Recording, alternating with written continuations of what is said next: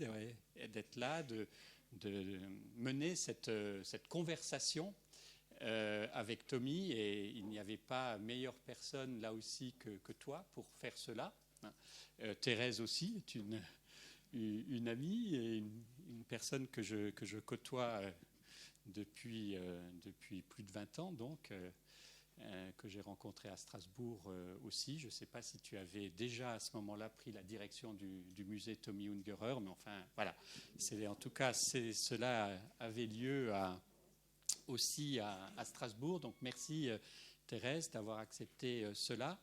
Et puis un grand merci à Hélène Marietto et à la Villa Bernasconi, puisque c'est toi et vous qui au fond, avait rendu possible et fomenté cette rencontre de ce soir pour l'ensemble du public et ces retrouvailles donc personnelles pour moi-même. Merci à vous. Et l'occasion donc d'emblée de vous dire que la rencontre de ce soir, eh bien, elle se situe dans le cadre d'une actualité formidable de Tommy en Suisse, puisqu'il y a en ce moment même 2 expositions d'importance que vous pouvez voir et que bien sûr nous vous invitons à aller voir. L'une à Zurich, au Kunsthaus de Zurich. Voilà, sans doute absolument formidable et ample dans sa présentation. Et puis une autre dont peut-être on dira quelques mots dans le cours aussi de cette soirée. Peut-être toi-même, Hélène, tu pourras dire quelques mots pour simplement insister sur le choix des œuvres le choix que vous avez fait dans l'espace un peu plus resserré de la Villa Bernasconi. Merci aussi à vous. Je rencontre ce soir pour la première fois Aria, fille de Tommy Ungerer, et avec qui nous avons là aussi pu organiser cette rencontre de ce soir. Voilà. Je ne veux pas être long parce que ce qui importe, c'est ce qui vous importe et ce qui sans doute vous rend déjà impatient et d'entendre la voix et les mots de Tommy et ce que Thérèse aussi Villers qui est sans doute la meilleure spécialiste au monde de l'œuvre de Tommy pourra vous dire. Mais peut-être une ou deux choses très très vite. D'abord, combien la vie est étrange et étrange dans ses contradictions, dans ses contrastes violents. Nous sommes tous, et je ne peux pas ne pas faire allusion à cela, parce que évidemment cela concerne d'une manière particulière le monde de la culture et le monde de l'art.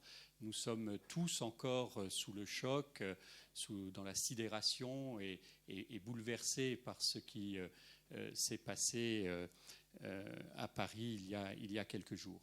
Et donc, loin de moi, évidemment, l'idée d'instrumentaliser l'œuvre multiforme de Tommy, mais enfin, tout de même dire que, évidemment, il n'y a pas de protestation plus éloquente et plus forte face à ces phénomènes, à cette barbarie, que l'œuvre de Tommy, qui est dans tous ses aspects, une protestation contre toutes les violences, contre toutes les injustices, contre toutes les violences, qu'elles soient morales, physiques, symboliques, contre toutes les oppressions, quelles qu'elles soient, et contre toutes les aliénations. Et ce à quoi nous avons fait face et ce que nous subissons est bien l'expression d'une aliénation, et sans doute même de la plus profonde des aliénations que l'on puisse imaginer, c'est-à-dire pas simplement celle d'un trouble qui rend un individu étranger à lui-même, pas simplement l'aliénation que peut produire une idéologie, et en l'occurrence une idéologie infâme, mais d'une aliénation qui rend les commanditaires ou les exécutants de ces actes barbares non seulement étrangers à eux-mêmes, mais étrangers à toute idée même de l'humain. Et Tommy, eh bien sûr, c'est une facilité de dire les choses comme ça, mais c'est l'absolue opposé de tout cela. C'est sans doute de toutes les personnes que j'ai rencontrées, l'une de celles qui est la plus attentive, avec une incroyable ouverture d'esprit, avec une incroyable générosité d'accueil, la personne la plus sensible que j'ai pu rencontrer et la plus délicate dans sa manière d'appréhender toutes les formes de l'humanité, quelles qu'elles soient, y compris les plus fragiles d'entre elles. Voilà. Encore un mot peut-être personnel pour aller plus directement maintenant vers l'œuvre immense qui est celle de Tommy, multiforme comme vous le savez. Il a exploré à peu près tous les champs possibles de la création, des arts graphiques, mais pas seulement des arts graphiques. Thérèse, je suis sûr, évoquera tout ça, et en parlant aussi du musée. Mais voilà, quand moi je suis arrivé à Strasbourg en 1993, comme tu connais ces expressions, Tommy, 93, voilà, ça te parle. Donc quand je suis arrivé à Strasbourg en 93 pour diriger une école où d'ailleurs l'illustration était une des formations phares, et donc une école dans laquelle Tommy était une image, je pourrais dire, de vénérée. Puisqu'il est passé en plus par cette école, il y est passé comme un mauvais élève et un peu comme un garnement, qu'il est resté toute sa vie. Il a fait qu'un an parce qu'évidemment il est tout sauf quelqu'un de scolaire, mais enfin il est passé dans cette école dans les années 50, donc vous pouvez imaginer en tout cas combien son travail est présent dans les esprits de cette école. Et donc moi-même je connaissais de Tommy ce que tout le monde connaît de lui, c'est-à-dire les albums qui ont fait le tour du monde, Les Trois Brigands, Jean de la Lune, quelques autres. Et puis je connaissais évidemment son travail aussi d'affichiste, de dessinateur pour la presse, notamment tout son parcours américain, dont peut-être on parlera aussi, qui a fait l'objet d'une exposition à Strasbourg il y a 2001, j'allais dire une dizaine d'années, mais ça fait un petit peu plus. Mais il y a plusieurs aspects de l'œuvre de Tommy que j'ai découvert en arrivant à Strasbourg ou après être à Strasbourg. Et parmi ces choses que j'ai découvertes, il y en a au moins deux que je voudrais évoquer très rapidement. D'une part, tout un ensemble de dessins qui sont présents, je crois, à la Villa Bernasconi, et qui sont les dessins, je les ai regardés à nouveau hier, parce qu'ils ont fait l'objet d'un livre aussi récemment, qui sont des dessins que Tommy a réalisés enfant. Il avait à ce moment-là une dizaine d'années, à peine, c'est-à-dire pendant la guerre et pendant l'occupation, qui était une histoire, comme vous imaginez, extraordinairement singulière en Alsace, dans l'Alsace annexée. Et Tommy, donc tout jeune, 10 ans, 12 ans, 13 ans, a réalisé un ensemble de dessins déjà tout à fait incroyables. Et je crois que tu confirmeras, Hélène, qu'il y a un certain nombre de ces dessins présents à la Villa Bernasconi. Et nous avions eu l'occasion avec Tommy de parler de tous ces dessins et même de faire un film à partir de ça dans le cadre d'un projet que l'école de Strasbourg avait réalisé qui s'appelait Signes de la collaboration et de la résistance, qui réfléchissait justement sur la question du graphisme dans ces années noires déjà. Et puis, plus drôle, il y a un autre aspect que je ne connaissais pas, qui est celui des dessins érotiques de Tommy. Je ne sais pas pourquoi, ça n'aurait pas dû, mais l'album Fornicon m'avait échappé.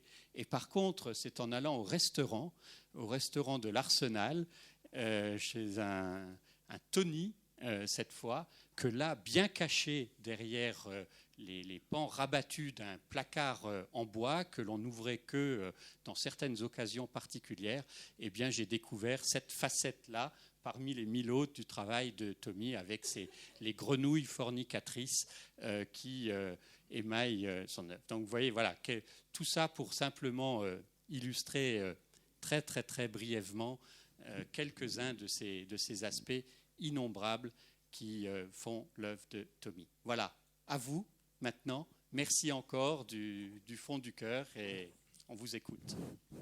Merci. Ça marche. Ça marche. Merci Jean-Pierre. Et pour te répondre tout de suite, eh bien, ce fameux retable de grenouille, il est à présent exposé au musée Tommy Ungerer. Tu pourras venir le revoir. Absolument. Eh bien, Tommy, c'est dit. Bonsoir. Salut. Non. Ça fonctionne? Ça fonctionne. Ah oui? Ça fonctionne. Moi, je n'entends rien. C'est très impressionnant de te poser des questions, Tommy. Oui. C'est vraiment très impressionnant. Vous entendez bien? Oui, Thérèse, juste excuse-moi Oui. parce que j'ai oublié une chose que je vais dire. Peut-être certains d'entre vous voudront faire des photos. C'est pas interdit, mais en aucun cas de flash. Donc, si jamais vous prenez une photo avec votre smartphone, vous vérifiez que le flash est bien enlevé.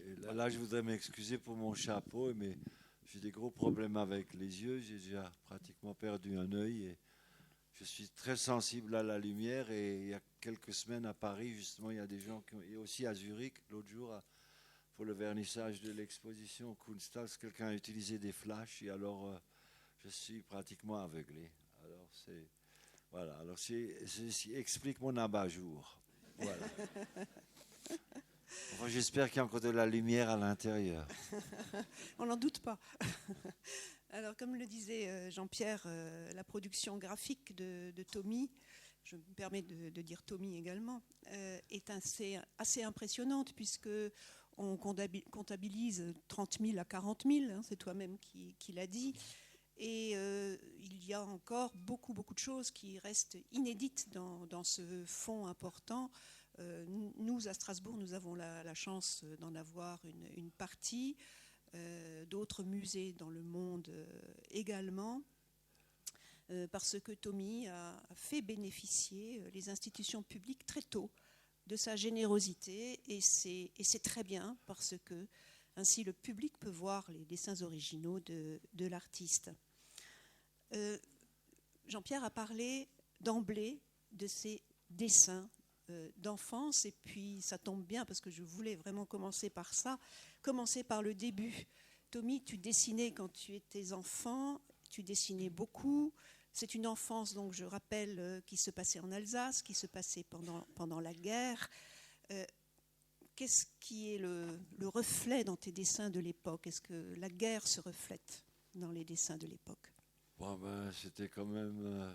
j'ai toujours été vraiment marqué par la mort. Donc je pense que le sujet qu'on retrouve constamment pendant toute ma vie sur le niveau créatif, c'est la mort et l'absurde. Donc j'ai toujours été frappé par l'absurde, déjà par la mort de mon père à l'âge de 3 ans et demi. Et alors avec l'arrivée des nazis, c'était quand même une situation absurde. Là, je voudrais quand même mentionner que j'ai écrit plusieurs livres d'autobiographie on trouve en français, ça s'appelle « À la guerre comme à la guerre ». Ce sont les descriptions de ces années-là. Ouais, évidemment, alors là, il y a tant d'anecdotes, tant de choses à raconter que là, vraiment, on ne sait plus où commencer. Pour commencer. Mais enfin, la chose vraiment importante, c'est que c'est quand même la position de l'Alsace entre la France et l'Allemagne. C'est-à-dire que je n'ai jamais connu de patrie. J'ai toujours eu un Heimat, mais je n'ai jamais connu de patrie. J'étais toujours absolument hostile à l'idée d'appartenir à un pays pour lequel on devait donner son âme sous la forme d'un uniforme, etc. Et alors évidemment, je peux dire que j'étais en première loge pour voir ces changements. Imaginez les nazis qui arrivent et on a 3 mois pour apprendre l'allemand. Et puis alors, et après ça, on peut être arrêté pour un bonjour et pour un merci. Et imaginez ensuite les Français qui reviennent et qui vous punissent pour un mot d'alsacien à 2 heures de retenue. Et dans certains endroits aussi, même une paire de baffes dans la gueule. Tout ça avec on avait aussi des très bons professeurs. Il y avait toujours des gens bien partout. Vous savez, même chez les nazis, il y avait des gens bien raisonnables. Et même chez les Français aussi, il y en a qui sont pas mal. Je crois que même à Genève, j'ai remarqué qu'il y avait pas mal de gens sympathiques. Vous avez de la chance. Hein. Oui, voilà. Bon, alors, donc j'ai vécu tout ça, et puis j'étais bien obligé de le digérer très tôt dans ma jeunesse, mais je pourrais dire qu'à l'âge de 12 ans, 13 ans, mes opinions étaient déjà faites. Autant sur la religion que dans la politique, c'est-à-dire vraiment un dégoût, une abjection devant la haine, l'injustice et la violence et surtout le fanatisme. Surtout le fanatisme. Et nous vivons à l'heure qu'il est de nouveau maintenant une troisième guerre mondiale qui est due de nouveau, encore une fois de plus, au fanatisme, qui est pire que le patriotisme, attention. Et cette double culture que tu évoques, Tommy, entre oui, la France et l'Allemagne. Oui, alors c'est vraiment formidable. C'est ce qui explique aussi pourquoi par la suite, depuis 20 ans, 30 ans, je me suis politiquement complètement engagé pour l'amitié franco-allemande, qui était très mal vue au début, à l'époque. J'avais même des lettres de menaces en Irlande de patriotes, des lettres de menaces de mort. Sale Boche, tu reviens en France, on va te descendre. Mais ça a changé maintenant, et je peux dire là vraiment aussi, je me suis battu pour cette cause franco-allemande et donc de l'Europe. Parce que nous avons quand même vécu un miracle incroyable, que ça n'est jamais arrivé dans toute l'histoire du monde que deux peuples qui se soient littéralement entretués pendant quelques siècles se tombent dans les bras. On peut vraiment parler maintenant d'une amitié franco-allemande. Ça n'a jamais existé. On se sent quand même bien quand on pense qu'on a vraiment contribué à tout ça. Et quand tu étais enfant, est-ce que tu te souviens des lectures que tu faisais? Tu avais des lectures d'enfants comme tous ceux de ton âge. Énorme. Oui, alors là, j'étais vraiment un enfant à ce point de vue-là gâté. Bon, étant donné que mes frères et sœurs avaient de 8 ans et 10 ans plus âgés. Donc j'avais hérité de tous leurs albums et de tous leurs livres. Alors là, de parler des influences, ça n'en alors finirait on pas. peut citer... mais je dois dire que quand même, il y avait une frustration, c'est que avant la guerre, il y avait Tintin était déjà publié dans une revue Cœur Vaillant à l'époque. Et j'ai dû attendre la fin de la guerre pour savoir ce qui arrivait à la fin du Sceptre d'autocar. Il m'a fallu 5 ans pour savoir ce qui allait arriver. Mais c'était toujours quand même très bilingue. Et quand même, les livres d'enfants à la base, c'était quand même le Max et Moritz et le Struwwelpeter quand même. Et puis alors aussi... Benjamin Rabier, oui, Benjamin Rabier. Puis alors surtout les pieds nickelés, n'est-ce pas? Les pieds nickelés. Grande influence, les pieds nickelés. Bien écrit d'ailleurs, c'est remarquable. C'est l'un des meilleurs argotiers dans la littérature française. Et puis Hansi, peut-être. Alors Hansi, bon, oui, à l'époque, j'étais pris par Hansi pour me rendre compte que lui, c'était un chauvin haineux qui enseignait la haine. Il a fait sortir un livre de l'histoire d'Alsace pour les petits-enfants. C'est un mensonge sur les autres. C'est franchement dégoûtant. Et ça, quand je me suis rendu compte, d'ailleurs tout de suite à l'arrivée des Allemands, je me suis rendu compte.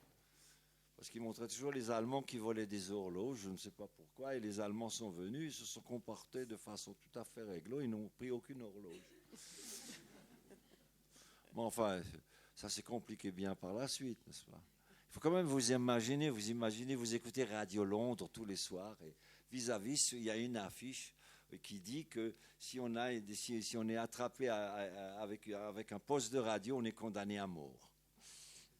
Alors évidemment, il y avait la Gestapo, il y avait toutes ces histoires-là. Ça, j'en ai parlé dans mon livre. Voilà. Oui, et puis ce sont des sujets qu'on retrouve dans tes dessins de l'époque. Mais tout ça, ça m'a déjà formé. Je sais exactement ce que c'est qu'un lessivage de cerveau. Et je n'ai jamais de ma vie, je n'ai pas pu me débarrasser de mon lessivage de cerveau sous les nazis. Si je suis dans un état de dépression, puis que je commence à flancher, ben je chante une chanson nazie, et puis tout de suite, c'est Weitermarschieren. Ça continue. Pau. Je ne le regrette pas même, d'ailleurs. Et puis là, il y a aussi, il faut quand même oublier, surtout la question des langues, n'est-ce pas? D'avoir à apprendre une langue, de savoir qu'on peut apprendre une langue en 3 ans. c'est quand même vachement important d'avoir déjà deux langues. Alors, les Allemands sont arrivés et j'ai appris l'anglais en 2 ans. Je servais de traducteur à l'officier de liaison français j'étais le petit traducteur dans sa Jeep qui traduisait entre les soldats américains, l'armée américaine et l'armée française. Donc déjà, à l'âge de 15 ans, je lisais l'anglais. Et tu aimais aussi la littérature française. Ah ça, oui, mais ça, là c'est de la vieille remarque. J'avais un professeur de français qui me disait « Perdez votre accent d'alsacien avant de vous intéresser à la littérature. » Alors comme dit, moi j'ai gardé l'accent, j'en suis fier et je l'ai gardé. Même si c'est pour me faire passer pour un salbauche, mais c'est pas mal d'être un salbauche, regardez-moi. Voilà. Bon, c'est fini tout ça, c'est l'histoire ancienne. Les nouvelles générations ne connaissent pas ça, heureusement. Et je crois savoir que l'un de tes grands chocs justement artistiques, ça a été le retable d'Issenheim, qui est un chef-d'œuvre de l'art rhénan. Oui, absolument. Ça, je ne suis pas le seul à le dire. Ça, je pense que des masses de gens considèrent ça comme l'un des plus grands chefs-d'œuvre. Moi, je vivais dans la banlieue à Colmar. Donc c'était... Bon, il y avait après la poche de Colmar, qui était la dernière poche. Mais enfin bon, la station d'autobus était vis-à-vis du musée Unterlinden. Donc chaque fois que je prenais l'autobus et qu'il pleuvait, je cherchais refuge dans le musée d'Unterlinden. Donc je peux vraiment dire que grâce à la pluie, j'étais imbibé par ce chef-d'œuvre. À quoi servent les musées, hein? Oui. Ah non, pour moi, c'est resté, pour moi aussi quand même, personnellement, l'œuvre la plus importante que je n'ai jamais saisie. Quand je pense rien qu'à ces pieds du Christ, et puis alors surtout la tentation de Saint-Antoine, là j'en ai fait des variantes érotiques. Parce qu'écoutez, quand même, on n'est pas tenté, ça ne tient pas debout. La tentation de Saint-Antoine, on n'est pas tenté par des monstres, on est tenté par des belles fesses. Tu disais aussi, tu écrivais aussi que The Party, la satire sociale de New York, était inspirée par le retable d'Issenheim. Ah non, je l'ai dit. Je ne sais pas, c'est possible, on ne sait jamais. Si, parce qu'en fait... Non, mais on retrouve toute sa vie. C'est seulement maintenant que je retrouve des éléments de ma vie dans des albums de livres d'enfants. Mais là, je voudrais quand même dire qu'il faut bien comprendre que pour moi, les livres d'enfants, ça n'a jamais été ma carrière. J'ai fait ça. Vous savez, pour faire un livre d'enfant, il faut à peu près 2 semaines.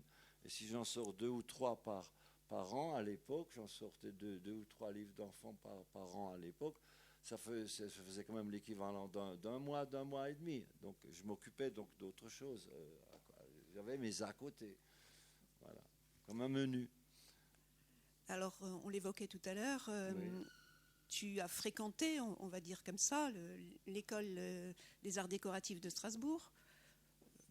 Oui, mais j'étais déjà trop vieux, et puis on m'a pris presque par gentillesse, non, c'était bien, et j'ai quand même appris. Vous avez une chose que j'ai appris aux arts déco, c'est la calligraphie. Ça, c'est une chose. Là, je ne le regrette pas d'y être allé à l'école. Mais au bout d'1 an, on m'a poliment demandé j'ai pris ma retraite au bout d'1 an. Voilà. Oui, c'est joliment dit.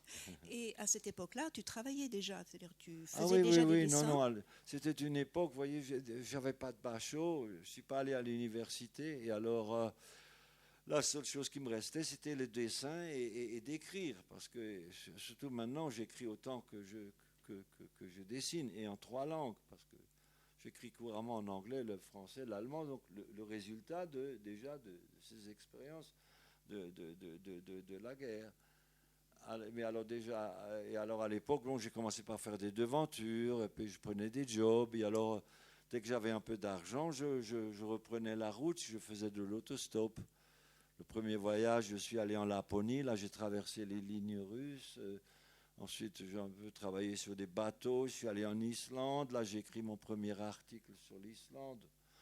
Un peu, enfin bon... Et tu peignais aussi. Comment ? Tu peignais aussi. Ah oui, je faisais de la peinture à l'époque.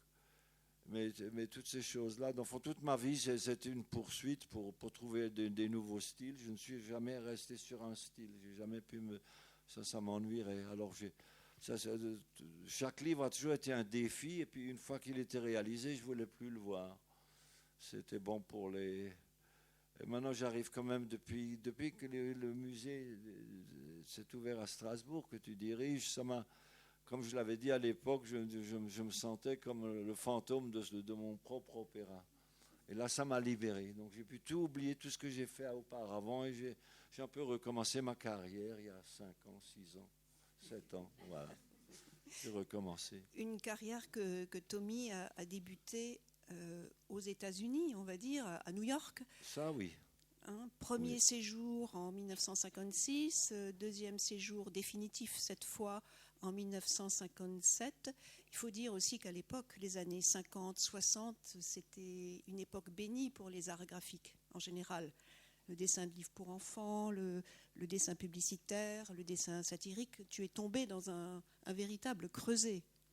Et puis tu as rencontré des personnes aussi. Ah oui, non, New York, ça c'est pratiquement une libération, mais il faut quand même faire bien la différence entre New York et les États-Unis. Ce sont deux choses complètement... Je suis arrivé en pleine chasse aux sorcières là-bas, et j'ai assez payé. Je ne sais pas, vous savez sans doute que pendant pratiquement 50 ans, tous mes livres ont été interdits aux États-Unis dans les bibliothèques américaines, même les livres d'enfants. Donc, chez eux, là-bas, c'est radical, le puritanisme, etc., pop. Alors, je me suis attiré pas mal d'ennuis, mais quand même, ça valait la peine. On connaît le résultat quand même. Les Trois Brigands, ça a été créé là-bas. The Party, tous tes grands livres de l'époque américaine. Tu as rencontré une éditrice new-yorkaise fantastique. Oui, c'était qui faisait vraiment l'exception. C'était Ursula Nordström. C'était elle aussi qui avait découvert Maurice Sendak, etc. Et je suis arrivé chez elle, je me suis écroulé parce que j'avais encore des gros problèmes de santé. Et puis j'avais été à l'hôpital et puis on m'a mis dans un lit. Et puis là, on m'a demandé quel était mon compte en banque. On m'a demandé, j'ai dit que je n'en ai pas. Elle a dit la sécurité sociale, j'en avais pas. Alors là, la dame m'a dit, get out of this bed and go back where you came from. Sortez de ce lit et retournez d'où vous venez. Voilà, elle m'a mis à la porte de l'hôpital. Alors mes nerfs étaient à bout parce que je faisais du porte-à-porte à longueur de journée. Et tout le monde m'a dit, allez voir Ursula Nordström. Et quand je suis arrivé chez elle, j'ai eu un coup de faiblesse. Littéralement, presque, je sais pas, moitié crise de nerfs, complètement Et alors, j'avais quand même l'idée d'un livre. Et puis, je ne sais pas si c'est par charité, par bonté ou bien... en tout cas, elle m'a donné une avance de $600 pour ce livre qui est sorti et qui a tout de suite gagné un prix. Et alors après ça, les livres se sont enchaînés. À l'époque, je sortais environ 3 livres d'enfants par an à peu près. Oui, ses premiers livres, c'était les Mélops. Oui, c'était les Mélops. C'était les Mélops. Ensuite, il y a eu les Trois Brigands. Il y a Trictor, Adélaïde. C'était dans tous les premiers livres, c'était de la réhabilitation d'animaux qui sont détestés. Rats, vautours, chauves-souris, pieuvres, etc., etc. Tout pour plaire. Voilà. Et tous alsaciens d'ailleurs. Tous alsaciens. La scène de New York, la scène artistique de New York était particulièrement active. Ah oui, c'était incroyable. À cette époque. Je ne pense pas que ça ne se répétera sans doute plus jamais parce que c'était juste encore avant la télévision, donc il y avait vraiment du travail partout, donc dans les revues, partout. Quand vous pensez par exemple à un de mes albums comme Jean de la Lune, c'est sorti dans Holiday Magazine à Noël sur 8 pages ou 12 pages. On me donnait, si j'avais une idée ou même pour un article, pour quoi que ce soit, on me donnait carrément 4 pages, 5 pages, 6 pages, tout de suite. Oui, c'était l'âge d'or. Ah oui, c'était. Et alors l'ouverture d'esprit, n'est-ce pas? L'ouverture d'esprit des New-Yorkais, ça s'explique aussi par le fait qu'ils étaient au moins en grande partie, en grande majorité juifs. C'est cette ouverture d'esprit, tous de parents immigrés, donc, etc. Et d'une gentillesse, invités partout. Et dès que je voyais un art directeur, il appelait tout de suite un autre. Il m'a dit, votre style c'est un peu trop européen, mais peut-être. Mais je peux dire qu'en un an, j'étais lancé, en un an. par la pure gentillesse de ce monde-là. Et aussi entre artistes, vraiment, et entre dessinateurs, vraiment partout. Tout le monde. Et il faut dire qu'on faisait aussi cause commune avec la guerre du Vietnam et toutes ces choses-là. Bien Donc sûr. on était tous engagés dans la même cause.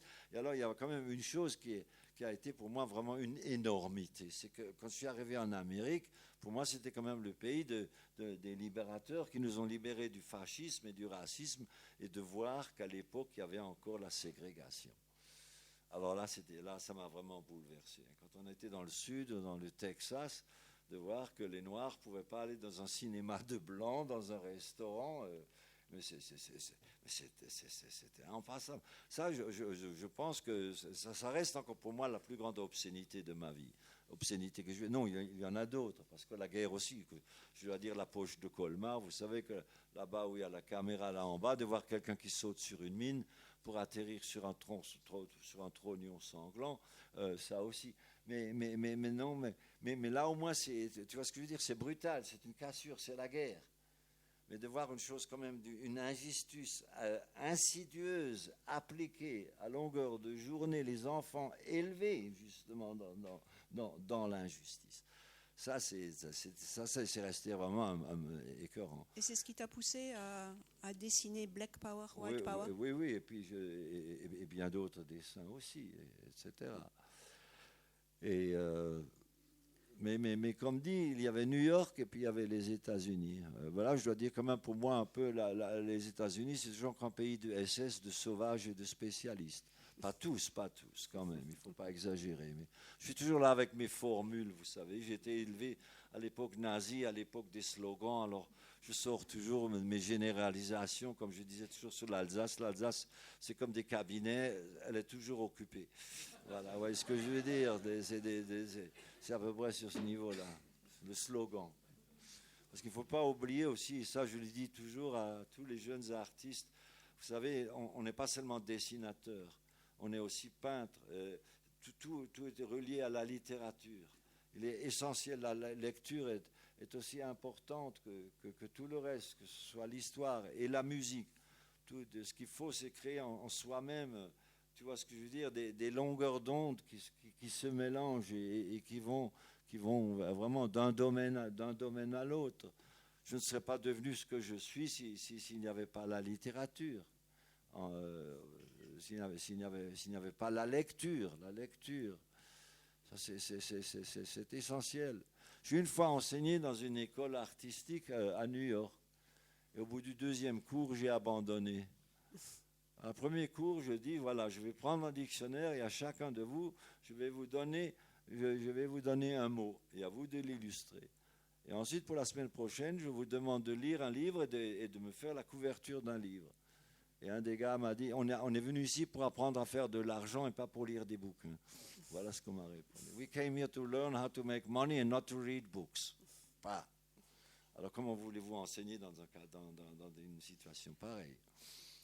Et justement, à New York, tu as bien connu Robert Weaver, qui était un enseignant aussi. Professeur. Il m'a appris à voir. Oui, n'est-ce pas? Nous étions vraiment tout un groupe aussi de dessinateurs, d'humoristes, etc. Mais je dois dire qu'aussi, surtout à New York, je recherchais quand même surtout aussi l'amitié avec les écrivains, quand même aussi. C'était toujours... Et aussi les cinéastes. Oui, aussi, oui, mais... Tu as travaillé pour Stanley Kubrick. Oui, pour Stanley Kubrick, et alors surtout Otto Preminger, là, je travaille sur Hollywood, tout un volume. Mais on n'a pas le temps, là. Si, on a le temps. Ce serait très rigolo. Enfin bon. Est-ce que les artistes du pop art, tu les as côtoyés? Écoute, je ne cherchais pas vraiment à connaître les gens connus. Je restais dans le fond, je restais quand même dans mon coin. Il y a quand même une époque avec ma deuxième femme elle avait une vie très sociale et c'était parti. Et le jour où on s'est séparés, je n'ai pratiquement plus jamais eu de party. J'y suis allé encore. Et c'est là que vraiment dans mon dégoût, j'ai sorti le livre, ce parti. Oui. Voilà. Mais c'est à cette époque, avec elle, que j'ai connu de masse de gens connus. Parce qu'elle, ce qui l'intéressait, c'est d'avoir des gens connus. C'est comme autrefois, on tenait un salon. Tu vois, c'est ça, un petit peu un salon. Mais Enfin, c'est pas mon truc, l'artiste qui t'a attiré à New York, c'était Saul Steinberg. Ah oui, Saul Steinberg, c'était le plus grand du siècle, ça, il n'y a absolument aucun doute. Et il faut dire bien aussi que quand même à l'époque, encore à Strasbourg, il y avait un grand centre culturel américain. C'est vraiment, parce que ce qu'on peut achever avec la culture, atteindre avec la culture, c'est formidable.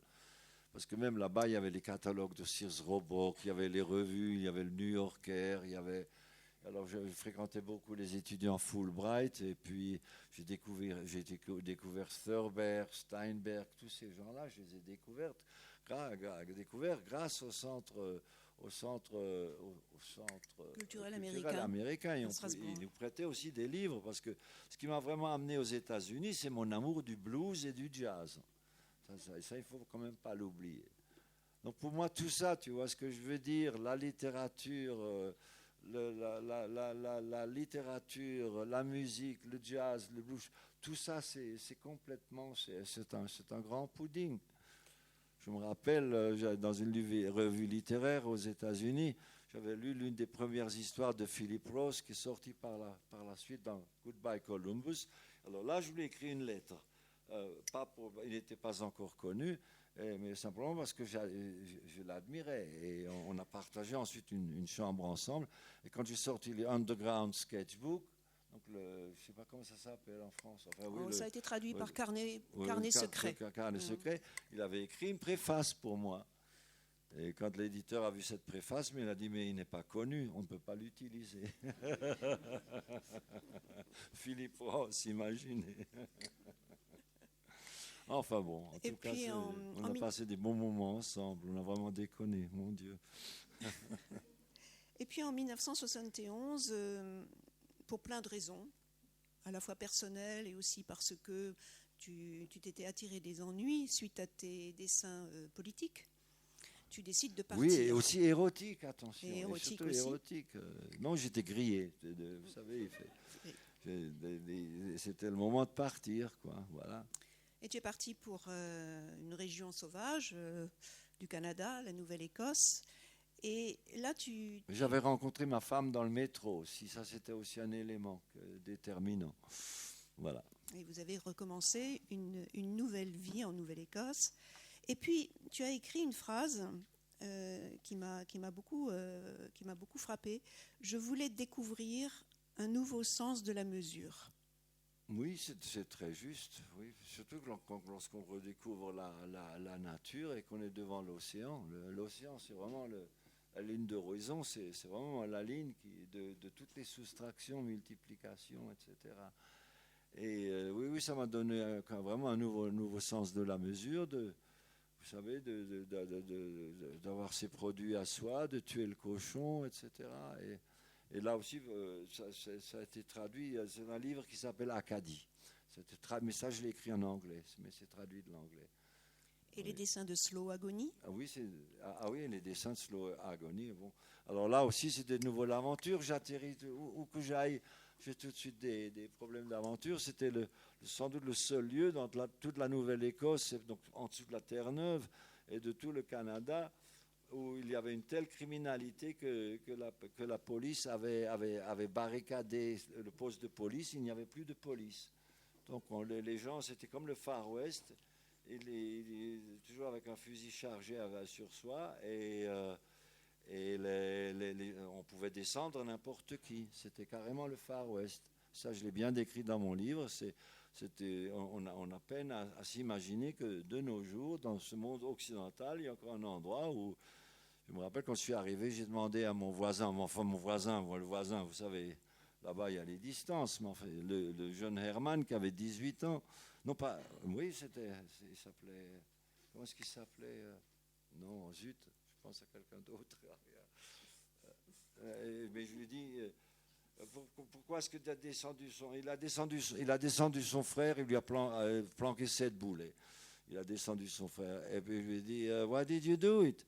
pourquoi tu as fait ça? Et il me dit, you know, Tom, once a year, you got to shoot it out. Une fois par an, il faut tirer son coup. Voilà. Et alors, le juge, ayant peur de représailles, ne peut pas condamner les gens là-bas. Alors, le juge lui a simplement dit, écoutez, jeune homme, ne refaites pas ça, don't do it again.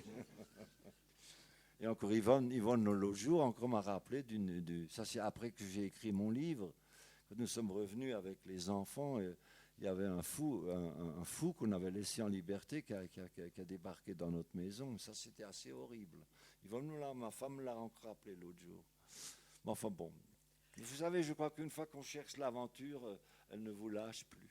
Je crois que ça a commencé évidemment avec la guerre, mais surtout quand j'ai traversé les lignes russes en Laponie. Là, il fallait quand même le faire. Ça, quand je suis ressorti, je suis quand même arrivé à sortir. C'est une chose de traverser les lignes, mais l'aller de retour, c'est plus difficile. Et là, c'était la première fois que j'étais dans le journal en Norvège. Voilà. Et que tu as aussi écrit un journal illustré. Oui. Et là, on me voit où je suis la route. Je me suis rendu compte il n'y a pas longtemps que dans Jean de la Lune, quand vous voyez Jean de la Lune qui court dans la forêt, j'avais fait un dessin tout à fait analogue dans mon carnet de voyage où je suivais la route alors que les Russes patrouillaient la route pour me chercher. Et moi, je suivais. Et là, ça a été remplacé par la police dans mon livre. En fin de compte, on se rend compte que tout est autobiographique, en fin de compte. Parce que tu me disais l'autre jour qu'il te semblait avoir inventé une sorte d'expression graphique qui serait entre le journal autobiographique, le journal illustré. Tu parles de mes autobiographies? Oui. Oui, elles sont illustrées, mais aussi avec des photos, ça dépend. Pour le Canada, il n'y a que du dessin, par exemple. Et là, j'ai décrit comme nous avons tué le cochon de A jusqu'à Z, par exemple. Et là, c'est vraiment, c'est vraiment toujours aussi le conseil que je donne à des jeunes qui veulent se lancer dans le livre d'enfants. Il est essentiel que vous écriviez votre propre histoire. Des histoires, on en trouve partout. Des histoires, il vous en arrive tous les jours. Et ayez toujours sur vous un calepin pour noter ce que vous remarquez dans la rue et un livre d'esquisses. C'est vraiment parce que le mot, de ce qu'on voit, ce que l'on entend et ce que l'on lit aussi sont tellement reliés l'un à l'autre. Et là, ça se voit tout de suite dans un livre d'enfant s'il a été illustré. Ce sont des textes illustrés par un autre. Puis c'est passionnant, les mots. Chaque mot, c'est une aventure. Il faut donner à chaque mot, lui donner une nouvelle vie. Revenons un petit peu à la thématique de ton œuvre. On a évoqué tout à l'heure la mort, qui est un thème très important. Et ensuite le sexe. Et le temps. Et le temps. Ah, le temps. Et le temps. Oui, mais il faut du temps pour mourir et puis il faut du temps pour baiser. Enfin, bon. Le temps, est-ce que c'est un atavisme familial? Oui, ça, je pense que oui. Mais écoutez, moi, j'étais dans ma famille depuis 200 ans. Nous construisions des horloges. Ma famille, les Ungerer, construisaient des horloges astronomiques. Et mon père était astronome. C'était un grand ingénieur et aussi un grand artiste. Il a fait tout le campanile pour Messine. Et c'est lui qui a fait la sculpture du lion avec tous les mécanismes pour qu'il tourne la tête. Et pour le faire rugir, il a utilisé une espèce il a utilisé une sirène, mais il a courbé les ailerons de la sirène pour obtenir le mugissement, par exemple. Et c'était un homme vraiment de tous les talents, et comme j'ai toujours dit, il est mort, et puis j'ai toujours eu l'impression qu'il m'a donné tous ses talents comme ça, en vrac. Le goût des mécanismes aussi? Ah, le goût des mécanismes, oui, ça c'est... Là, je veux dire, j'ai fait pas mal des inventions aussi. Bon, là, je fais le malin, mais enfin, quand même, pour l'électricité de France, là, à 8 ans, j'ai conçu une pièce avec des grenouilles, d'ailleurs, érotiques, qui génèrent de l'électricité sur les rivières. Ça a été exposé à la foire mondiale en Chine. C'était le seul truc rigolo, je crois, érotique de toute la foire mondiale. Ah, ça, c'est sûr. Ça, c'est sûr. Non, mais les grenouilles, elles ont de longues jambes et des petites fesses. Oh là là là là là là là là. Tu as dessiné un Kama Sutra des grenouilles d'ailleurs. Oui, voilà. Toby, tu as aussi collectionné des jouets et des jouets mécaniques. Ouais, alors là, c'est une chose que j'ai héritée de mon père. C'est une manie de collectionneur. J'ai collectionné, puis quand j'ai fini, je donne à des musées ou bien des trucs. Mais si je devais faire la liste de toutes mes collections, comme par exemple quand j'étais jeune, j'étais passionné de minéralogie et de géologie. Je faisais 300 km en vélo uniquement pour aller sur un site où on pouvait trouver certains fossiles, etc. Mais ton père était aussi un grand bibliophile. Ah oui, et alors là, justement, on ne peut pas collectionner sans référence, etc. Et alors mon plus grand amour dans ma vie, c'est quand même pour les livres. C'est quand même pour les livres. Et là, sur les nouveaux bibliophiles, que ce soit une rarité ou bien simplement une reproduction moderne, moi, tout ce qui m'intéresse, c'est le contenu. Mais enfin, quand même, Thérèse est bien placée parce que j'ai donné toute ma bibliothèque visuelle à la ville de Strasbourg. C'est une section du musée. Et là, il y a des choses assez étonnantes. J'ai toujours collectionné tout ce qui sortait de l'ordinaire. Par exemple, pendant 2 ans, je me suis abonné à la revue professionnelle des croque-morts aux États-Unis, Funeral Monthly. Eh ben, je les ai gardés. C'est quand même incroyable comme référence. Tous les styles de cercueils aux États-Unis, mais vous n'avez pas idée. Il y avait même des cercueils French provincial français, cercueils. Voilà. Des revues de détectives aussi. Oui, mais de tout ce qui sortait de l'œil. Alors surtout, c'est pas seulement la mécanique, mais l'anatomie est une forme de mécanisme. Et là, j'ai toujours été, et là, tu es bien placé pour le savoir, parce que je fais des grandes planches anatomiques où je me suis beaucoup amusé même avec l'anatomie. Je fais des ossatures spéciales pour monter dans l'autobus, par exemple. D'ailleurs, dans ton œuvre, on assiste à beaucoup de métamorphoses, justement, anatomiques. Et il y a... Bien dit ça. Il ne faut pas oublier que Thérèse a écrit tout un volume sur mon travail. Donc, elle me connaît mieux que moi-même. Hein. Non, vraiment. Tu as pris des idées. Ah non, Et je trouve... étonnante. Elle est étonnante. Quoi. Ça n'a pas l'air, mais... Ça n'a pas l'air. Merci. Il y a 2 procédés, à mon sens, qui servent très bien à ces métamorphoses. Ce sont d'une part les collages et les assemblages. Oui, les assemblages aux sculptures et maintenant aussi les collages. Et c'est ce que tu fais depuis ces dernières années. Oui, parce que je fais des plantes avec du métal. J'aime bien, tu vois ce que je veux dire, comment est-ce qu'on dit, transposer les éléments de travail. J'aime surtout donner une nouvelle vie à des choses abandonnées. Et là, je dois dire que toute ma famille est là, m'aide, tout le monde, mes amis, ma femme, mes enfants, même Maria, tout le monde. Personne ne revient de la déchetterie et des ordures sans me ramener des trucs. Surtout des teddy bears. Si vous allez là à Zurich, il y a seulement un teddy bear. C'est un teddy bear qu'on peut ouvrir comme un livre et à l'intérieur, vous avez les intestins, vous avez tout ce qu'il faut. Et puis j'ai un autre teddy bear, un tout grand. Alors le pauvre, il est encore sous anesthésie après une césarienne. Alors bon, enfin. Mais là justement, je passe de la peluche au vivant, etc. J'aime bien aussi fabriquer des organes, vous savez, de la chirurgie.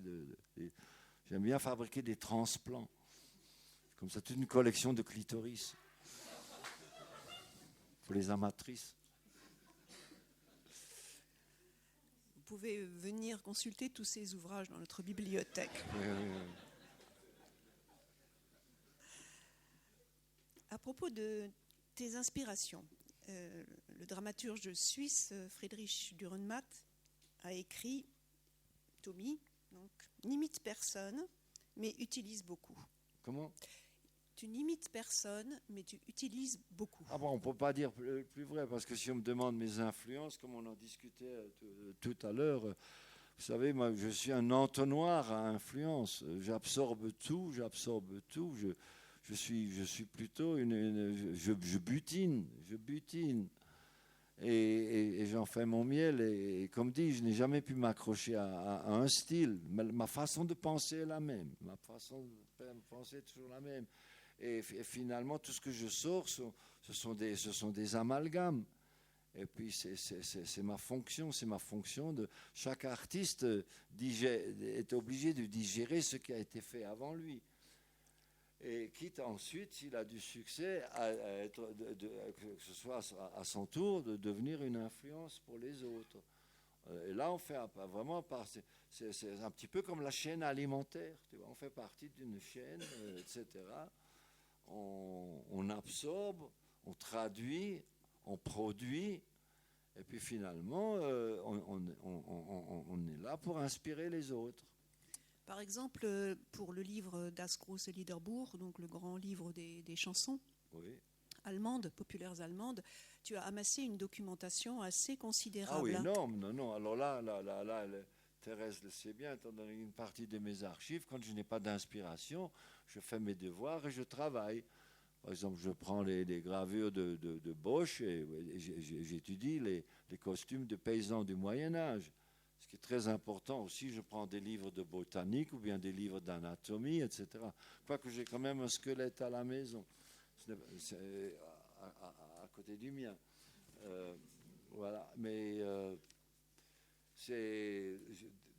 toute ma vie, j'ai essayé de me développer, de mieux dessiner, en tâchant quand même d'éviter la perfection, parce que la perfection est ennuyeuse. Parce que moi, je vois quand même, quand tu vois mes dessins comparés à ce qu'on fait de nos jours, tous les livres sont tellement bien dessinés, sont d'une telle perfection, que je n'ai jamais pu atteindre ce genre de perfection et de réalisme qu'on a maintenant. Mais quand même, dans un sens, c'est... avec la perte, tout ce qui est parfait tombe dans une certaine uniformité, en fin de compte. Donc il vaut mieux dessiner, pas trop bien dessiner quand même. Et Das große Liederbuch, il me semble Ah que... oui, oui, tu en revenais pour le große Liederbuch. Alors là, j'ai vraiment étudié. Là, ma grande influence a été Ludwig Richter, le grand illustrateur allemand. Nous avions d'ailleurs à la maison das große Hausbuch. On avait le Hausbuch de Ludwig Richter, où il avait illustré les chansons poèmes, Die Glocke, festgemauert in der Erde steht vom Moslem gebaut. Tout ça, autrefois on n'avait pas la télévision, alors on récitait, on lisait à haute voix dans les soirées. Mais on chantait beaucoup. Il me semble que ce livre est aussi, a aussi un lien extrêmement fort avec l'Alsace. Il y a plus que ça, mais j'ai fait ce livre-là aussi pour une raison tout à fait spécifique, c'est que toutes ces belles chansons allemandes ont été utilisées par les nazis à fin de propagande, systématiquement. Et alors, après la guerre, les Allemands se sentaient pratiquement coupables, n'avaient plus le courage de chanter ces belles chansons, donc souvent... Et je dois dire, ce livre a fait une explosion et ça a vraiment libéré. Vraiment, là, on peut dire que parfois, avec un livre, on arrive vraiment à faire quelque chose sur le niveau d'une société.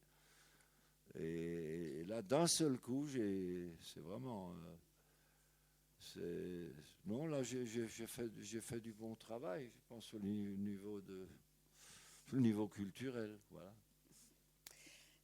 Tommy, tu as toujours accordé beaucoup d'importance à ce qu'on ne te classifie pas, on ne te mette pas dans un tiroir, on ne te mette pas dans une catégorie. C'est difficile avec justement la diversité de tes formes d'expression, mais il y a un fil conducteur dans ton œuvre, parce qu'il y a toujours un fil conducteur. Et moi, il me semble que ce fil conducteur, c'est l'observation de ce qui t'entoure. Toujours et encore. Ah, ouais, là, vraiment, comme c'est juste. Et que ce soit... Non, c'est absolument ça. Et même aussi, si vous voulez faire un exercice d'écriture, prenez votre chambre et décrivez-la systématiquement. Et là, pour moi, vraiment, la discipline a toujours joué un rôle énorme. C'est vraiment une question de discipline, de ne jamais être content de soi-même, en changeant de style constamment. Chaque livre est un défi. On s'essaye à une nouvelle technique. Et ensuite, on se donne quand même un sentiment de liberté. Moi, il me faut ma liberté. Mais tes dessins satiriques sont une Comment ? forme. Tes dessins satiriques sont une forme de liberté. Ah oui. J'ai toujours... et puis aussi psychologiquement, ma femme me dit, si je n'avais pas les moyens de m'exprimer par le dessin et par l'écriture, mais je serais dans un asile, je serais quelque part. Il faut bien que ça sorte, hein. C'est un exutoire. C'est une chance de pouvoir s'exprimer comme ça, c'est un luxe énorme. C'est un luxe vraiment énorme. Mais le luxe, il faut de la discipline et il faut surtout aussi de l'endurance.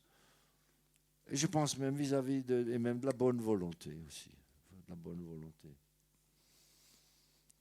Oui. Mais on voit que tu m'as étudié. Hein. Oh là là, elle ne dit que des choses qui sont justes. Voilà, mais écoute Tommy, je voulais terminer là-dessus. Ah bon ? Oui, Vraiment, tu es un observateur. Voilà. Non, c'est bien. Je pense que, comme dit, ici, nous avons beaucoup de jeunes qui ne sont pas encore de plein pied dans un monde où il faut se battre. Et s'il n'y a pas, même s'il faut se trouver une excuse pour se battre. Mais des causes, il y en a toujours assez. Il faut s'engager. Comme je l'ai dit dans mon livre, crève d'abord et marche ensuite. Voilà. Merci. Ça a duré combien de temps, cette histoire-là ? Petite heure. Comment ? Une petite heure. 1 heure ? Oui. Ça suffit. Mais peut-être juste, on prend le temps de quelques questions ? Oui, quelques questions, allez-y, voilà. Alors, dépêchez-vous. Bonsoir. Voulez-vous nous donner quelques souvenirs de Laponie, de ces traversées de la ligne russe, s'il vous plaît ? Quelques souvenirs de Laponie. De la police ? Non. De la Laponie. Ah, de la Laponie. Ah bon, mais c'était carrément tout de suite après la guerre. Hein. Hammerfest était en ruine. Mais c'est quand même curieux, là, sur le titre pour un livre. Alors, il faut même que je vous raconte comment il y avait une auberge de jeunesse quand même à Hammerfest. Et là, j'y arrive et il y avait, par pur hasard, 2 Français. Alors moi, j'étais complètement enthousiaste de nouveau pouvoir parler le français, etc. Et puis, il y en a un Français qui n'a rien dit et l'autre qui me dit « On t'a pas demandé ton histoire ». C'est un beau titre, « On t'a pas demandé ton histoire ». Alors j'ai continué à pied en direction de Mourmansk. Alors là, c'était des chemins, il n'y avait plus de routes, si, des petites routes. Peut-être que pendant la Deuxième Guerre mondiale, elles étaient utilisées par les routes militaires. Et puis j'arrive sur le début du fleuve Niemi. Il y avait là une passerelle en bois et de l'autre côté, il y avait les Russes. Alors moi j'ai traversé, je leur ai montré mon passeport français, ils ont nié, Tsuruk, qui parlait un peu l'allemand. Alors je dis toilette. Vraiment, il fallait que j'aille aux toilettes. Alors ça, c'est un mot, ça tout le monde comprend. Hein, voilà. Et alors ils m'ont indiqué une petite maisonnette, comme ça, un cabanon qui leur servait de toilette. Puis, quand je suis sorti des toilettes, ils ne me regardaient pas. Puis alors il y avait la forêt à côté. J'ai disparu dans la forêt. Voilà. Et puis je me rappelle que sur le chemin, il y avait pas mal de brouillard. Je marchais dans le brouillard. Et je croyais tout à coup qu'il y avait des masses de gens qui déchiraient du papier autour de moi. Eh bien non, c'était des rennes qui broutaient dans le brouillard et je ne les voyais pas. C'est le bruit des rennes qui brouillaient. On en venait comme quoi, voilà, etc. Mais enfin, c'était comme s'ils arrachaient le papier. Bonsoir. Enfin bon, non, j'allais dire quelque chose d'obscène. Pardon. Bonsoir. Non, j'ai failli dire que c'était les rennes qui se torchaient le derrière. Mais enfin, bon. Bonsoir. Je me demandais comment avaient été reçus vos livres satiriques aux États-Unis et en particulier The Party, qui est particulièrement Ils n'ont pas été reçus du tout. Hein. Non, il y avait un certain temps, avec un ami Grossman, on a créé une maison d'édition qui s'appelait Paragraphique. Et je me suis publié moi-même pour le parti. Je me suis publié moi-même dans ma propre maison d'édition. On a fait faillite au bout de 4 livres. J'ai quand même sorti encore un livre sur le fascisme qui s'appelle Nicht wahr, avec des photos de documentation, que des photos le design, c'est comme un pamphlet SS. Et il n'y avait que des photographies de Hitler, du Führer avec les enfants, et le texte n'était que des descriptions d'atrocités nazis. Alors le contraste des atrocités avec des photos du Führer et les enfants. Ça s'appelait Nicht wahr. Ça, on l'a aussi publié. C'est devenu très rare. D'ailleurs, l'édition originale, et alors on a fait faillite et j'ai aucune idée de ce que sont devenus les livres. Mais en librairie, il y en a eu très très peu. Et personne n'en a parlé. C'est quand même, il faut comprendre que j'ai une chance énorme, que je suis avec mon éditeur suisse, Diogenes Verlag de Zurich. Depuis l'année après mon arrivée à New York, Daniel Kehl avait vu un de mes dessins dans Esquire Magazine, et c'est par la suite, c'est Diogène qui a publié ensuite tous ces livres en Europe. Et alors le Fornicon aussi, je l'ai sorti moi-même, mais par la suite, il y avait quand même un éditeur remarquable aux États-Unis, c'était Barney Rossett de Grove Press, qui lui s'est lancé vraiment dans la liberté d'expression. Et il a publié par exemple l'amant de Lady Chatterley, et il a dû se battre dans chaque État américain pour que ce livre soit accepté. Alors lui, par la suite, il a sorti Mes Grenouilles, il a sorti aussi, alors à ce moment-là, un vrai livre du Fornicon, mais là, le Fornicon, moi je l'avais exposé dans une grande galerie de la 5e avenue, mais pas un seul journal ou revue américain n'en a parlé. J'avais même un Américain qui était critique d'art, et c'est la seule fois de ma vie que j'ai demandé, mais dis donc, tu ne pourrais pas écrire quelque chose sur mon exposition? Il m'a dit, Tommy, if I wrote about you, I would lose my reputation. Si je parlais sur toi, je perdrais ma réputation. Voilà. Alors, comme quoi, et même toutes mes affiches pour mes affiches pour le Vietnam, je les ai imprimées moi-même. Elles étaient ensuite distribuées dans les magasins de posters à l'époque, mais je n'aurais pas pu à l'époque trouver un éditeur pour ce genre de livre-là. Et toujours en restant sur l'Amérique, l'affiche Black Power, White Power, comment ça a fonctionné? Parce que cette image est devenue très vite quand même une icône. Oui, c'est devenu. Oui. Ça, je l'ai fait à la même époque de l'époque du Vietnam, mais sur le racisme, j'ai sorti toute une collection. C'était dans le livre Politrix au Diogenes Verlag. Là, il y en a. J'en ai fait tout plein et je continue, même encore maintenant. Je suis aussi activiste dans mes collages à l'heure qu'il est, que je ne l'ai jamais été. Mais ça veut dire que cette image a été quand même publiée aux États-Unis, elle a été reprise, celle-là, par la presse? Non, c'est-à-dire, voilà, à l'époque, il y avait les magasins, les poster shops. Vous savez, on vend des affiches. Et ça, c'était devenu une mode. Ça a explosé partout, dans toutes les villes. Ils avaient des poster shops où les gens venaient simplement pour acheter une affiche pour mettre au mur. Et ça, c'était mon moyen de diffuser, le moyen, c'est par lequel ces affiches ont été distribuées et vendues. Et elle a aussi fait la une de la revue Monocle. Oui, non, mais à l'origine, le White Power, Black Power, c'était d'abord sur la revue de Monocle. J'ai d'abord utilisé ce même dessin pour une revue. Bravo, Thérèse.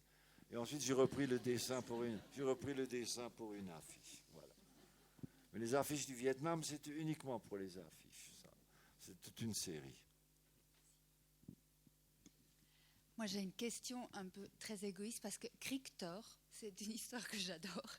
Comment? Kriktor. Kriktor. Ah oui, Kriktor. Le serpent. C'était mon deuxième livre d'enfant. Mais oui. ouais, mais je l'adore. Ça a forgé mon enfance. Et vous avez une inspiration. Comment c'est venu cette vieille dame avec le serpent? Aucune idée. Aucune idée. C'est Non, génial. écoutez, les idées viennent comme ça. Tout ce qu'il faut, c'est les noter. Moi, je suis pas, Ouais. persécuté par trop d'idées. Et là, franchement, je vous assure, je ne sais pas comment ça m'est venu. Non, mais c'est bon. C'est bon, ça va bien, merci. Comment on se demande. Non, il y a des livres qui ont été faits définitivement. Par exemple, un jour, j'étais avec mon ami Bob Weaver et je lui ai dit, tu peux faire un livre d'enfant ou un livre sur n'importe quel sujet. Tu n'as qu'à me dire un objet, n'importe lequel. Et il m'a dit chapeau. Alors là, j'ai fait un livre sur le chapeau. Donc là, je me suis assis, j'ai donc inventé une histoire sur le chapeau. Mais la plupart des histoires vous tombent dessus et ça continue maintenant. Maintenant, j'écris surtout des histoires qui sont à peu près concentrées en 10 phrases. C'est vraiment les ultimate short stories. Parce que je n'ai pas le temps de développer, tu vois ce que je veux dire, et de raconter. Ce sont des fables. Dans le fond, l'une de mes grandes influences, c'est Ésope ou les fables de La Fontaine. Ça revient aux mêmes choses. Les fables de La Fontaine, on peut redire ça ad infinitum, c'est absolument divin. Et alors les contes de La Fontaine, qui sont d'une paillardise, oh là là là là là là là là, et tenant dans sa main ce qui servit au premier homme à préserver le genre humain. Vous avez compris? Quelle finesse. Voyons.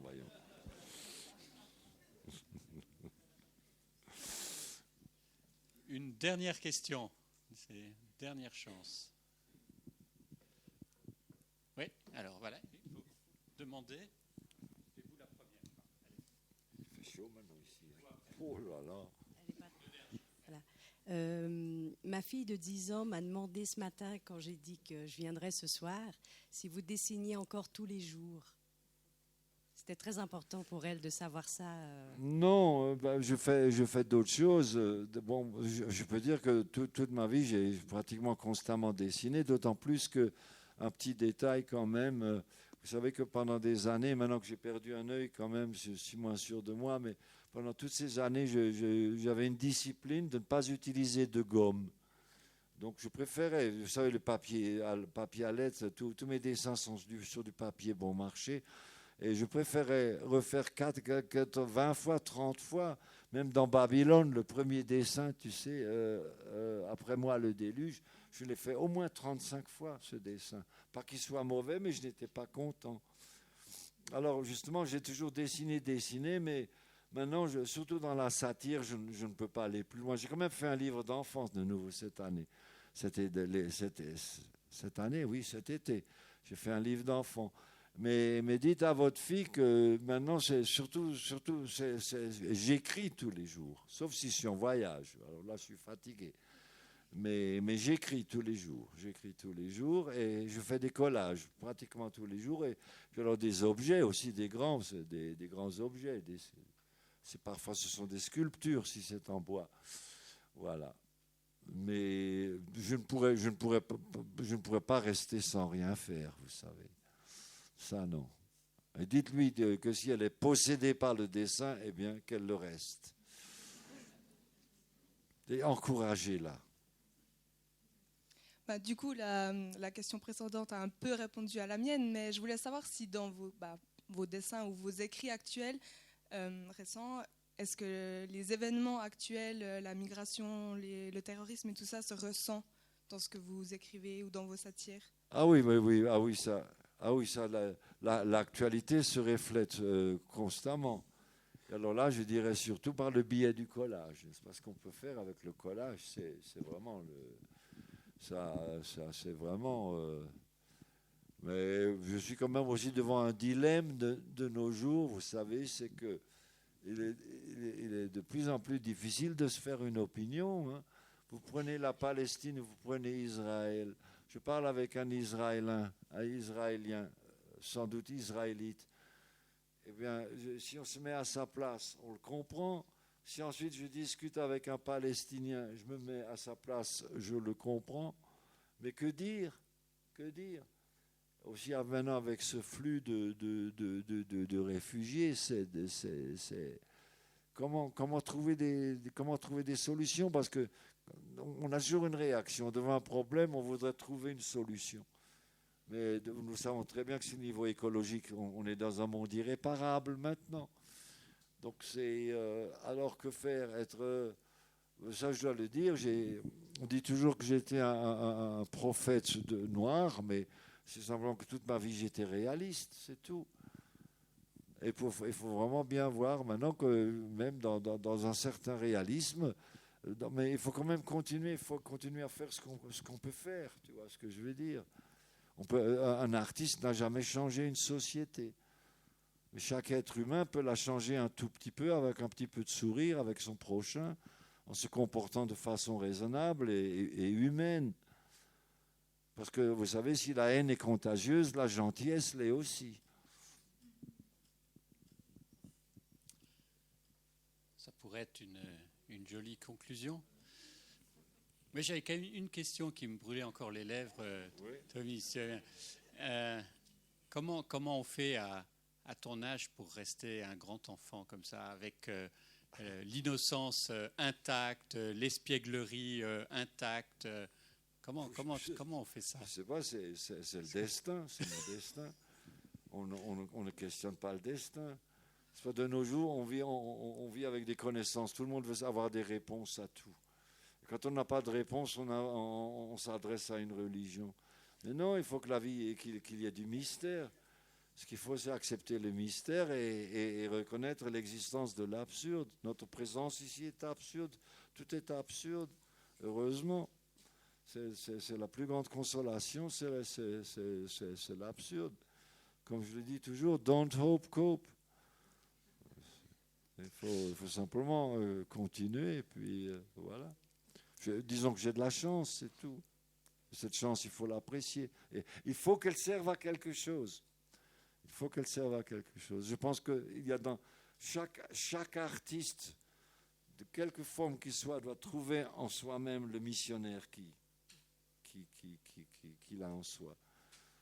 C'est essentiel. Et pas assez d'écrivains, pas assez de dessinateurs ou de sculpteurs de se rendre compte. Alors que dans la musique pop, beaucoup plus. Il y a beaucoup plus de conscience sociale parmi les chanteurs, tu vois ce que je veux dire, les stars de la chanson, etc. Mais et puis moi j'ai tendance à faire le missionnaire des fois. Oh mon Dieu, ce que je suis ennuyeux. Alors là, quand je commence à faire mes prêches, c'est effrayant. C'est en général quand j'ai trop bu. Merci Tommy, on va Voilà. essayer de continuer malgré tout. Merci pour tout ça, merci Thérèse. Merci. Très Thérèse, très vraiment. bel échange, bravo.